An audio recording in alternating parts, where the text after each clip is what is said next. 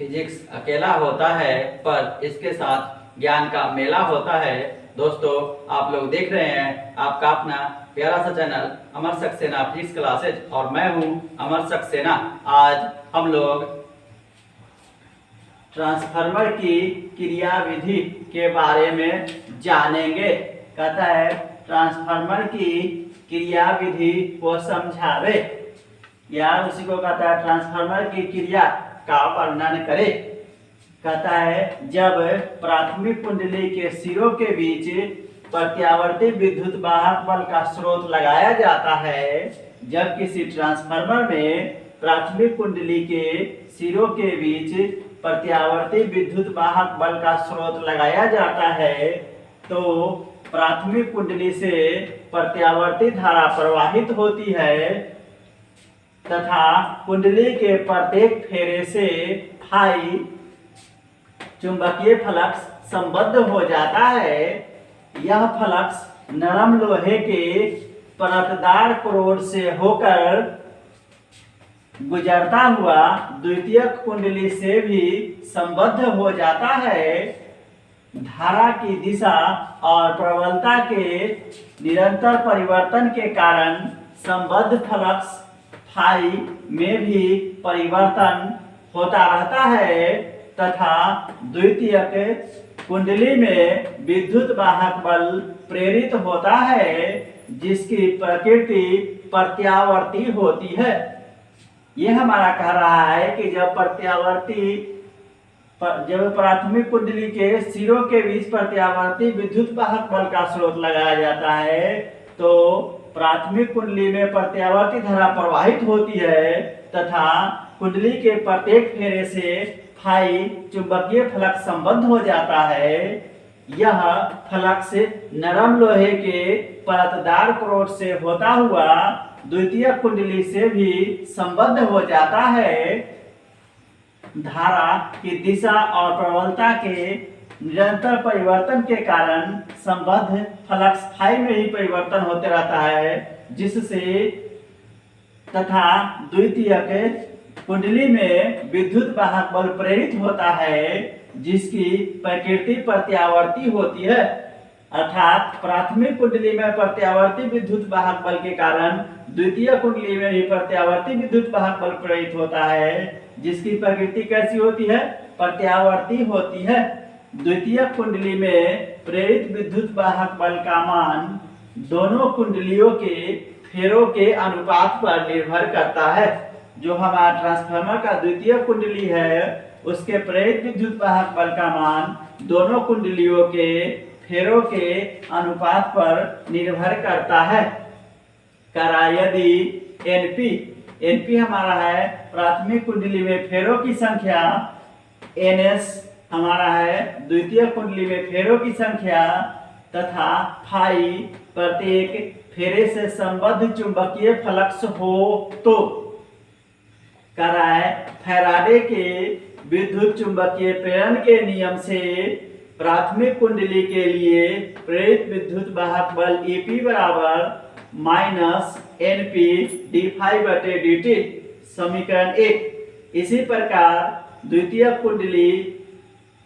कुंडली के लिए प्रेरित विद्युत वाहक बल ES बराबर -NS dϕ/dt, समीकरण 2।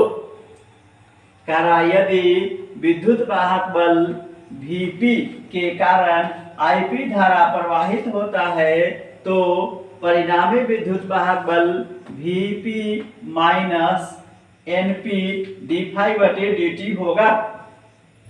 अब कह रहा है ओम के नियम से, ओम का नियम होता है I बराबर V/R।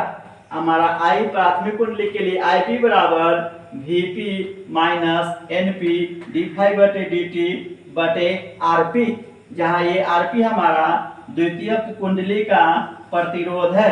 ये हमारा समीकरण 3 हुआ। अब इसको हम लोग तिरछा गुना कर रहे हैं, तो IP × RP बराबर Vp -NP dϕ/dt। कहता है Vp -NP dϕ/dt बराबर 0, चूंकि IP × RP बराबर 0। कहता है कि अगर प्राथमिक कुंडली का प्रतिरोध नगण्य हो तो IP इंटू RP हमारा 0 हो जाएगा। इसलिए हम लोग VP का मान निकालेंगे तो VP बराबर NP d∅dt समीकरण 4 कहता है। इसी प्रकार द्वितीय कुंडली का विद्युत वाहक बल Vs बराबर ES बराबर माइनस NS d∅dt समीकरण 5।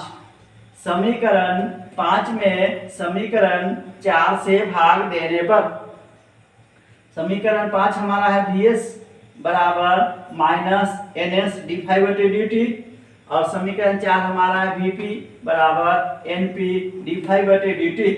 तो हो जाएगा हमारा Vs बटे Vp बराबर माइनस NS d∅dt बटे NP d∅dt से d∅dt हमारा कैंसिल हो गया। Vs बटे Vp बराबर माइनस NS बटे NP बराबर R। इस अनुपात को हम लोग R द्वारा व्यक्त करते हैं, जहां R परिणमन अनुपात है।